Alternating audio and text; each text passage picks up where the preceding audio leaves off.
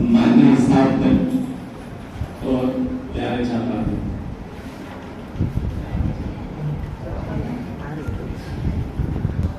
और 2 साल से सारे ज्ञान बढ़ ही रहा है यहाँ पर, बहुत सारा संचित भी हो गया है, लेकिन 2-3 बातें मतलब ऐसी है दिल को हमको फिर से उसको, क्योंकि अब आगे हम फील्ड में जाएंगे तो हमको कुछ सोचना चाहिए, कुछ समझना चाहिए और हमको कैसा अपना व्यवहार रखना चाहिए उस पर डिपेंड। अभी बहुत सारे लोग इमोशनल हो रहे थे, सेकंड सेमेस्टर में पढ़ा था IQ और EQ के बारे में कि आप किसी भी समस्या में हो, किसी भी समस्या का समाधान करना हो, कोई परीक्षा देनी हो, कोई नया कुछ सीखना हो, तो जो IQ है वो मैक्सिमम 25% तक आपका साथ देता है।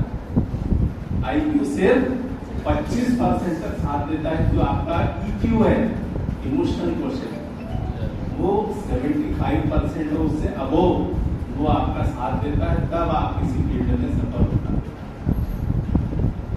आप कितने बुद्धिमान हो या औसत हो या औसत से कम हो, लेकिन यदि आपको उस काम को करने की इच्छा है, आपका मन लग रहा है, तो आप निश्चित रूप से आपके IQ को आप हावी कर देते। तो जैसा अभी बहुत सारे रुमाल निकल गए थे बाहर, तो यदि आप अकेले में हो तो अपने विचारों पर नियंत्रण करना सीखो। यदि आप समूह में हो, अपने दोस्तों पर के साथ हो, तो अपनी वाणी पर नियंत्रण करना सीखो। यदि आप गुस्से में हो तो आप अपने फैसलों पर नियंत्रण करना सीखो।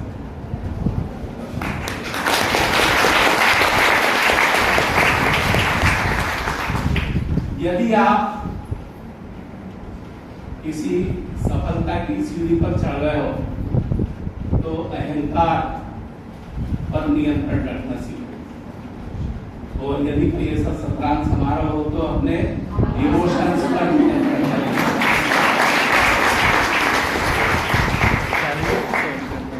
दूसरी बात यह है कि आपको यदि अपनी लाइफ बड़ी करनी है तो कैसे हो सकती है? दूसरे की छोटी करके हो सकती है।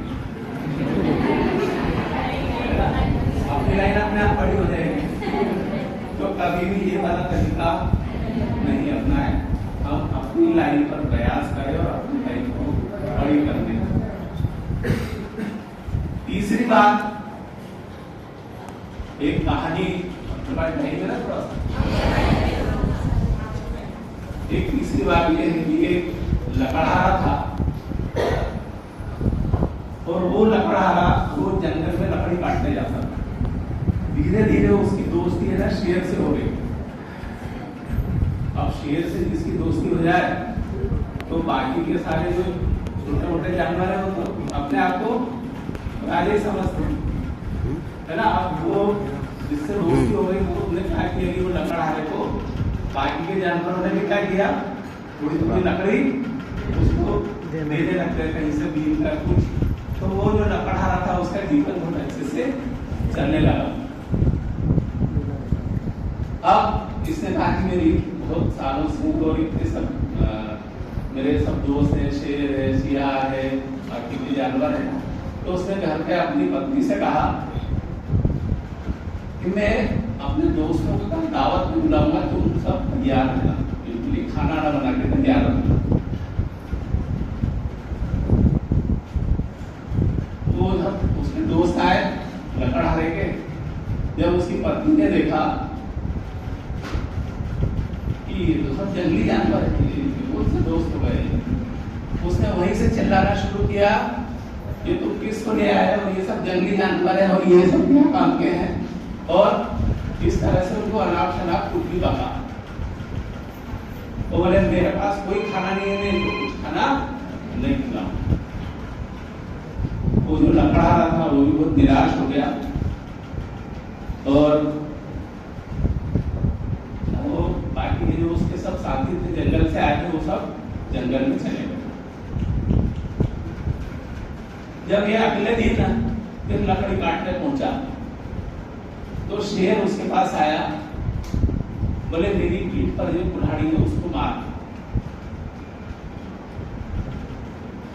बोले तू मेरा दोस्त है, मैं तेरे को कैसे कुल्हाड़ी मारूं?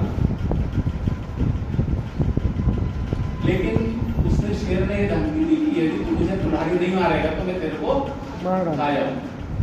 उसको मजबूरी में अपने दोस्त को कुल्हाड़ी मारना पड़ेगा। थोड़े दिन बीत गए, 15-20 दिन बाद जब वो शेर वापस आया और उसने फिर जब लकड़हारे से मिला और लकड़हारे से पूछा कि तूने जहां मुझे कुल्हाड़ी मारी थी वहां घाव दिख रहा है? तो वहां पर कोई घाव नहीं, भर चुका। तो इस कहानी का मतलब ये था कि कुल्हाड़ी का घाव भी भर सकता है, चाकू छुरे का घाव भी भर सकता है, लेकिन आपकी कही गई बातों का घाव जीवन पर्यंत रहता है। तो ये जो 2-3 बातें थी, ये जाते जाते थोड़ा सा आप सभी को बहुत बहुत शुभकामनाएं। अपने जीवन में आगे बढ़ो, उन्नति करो।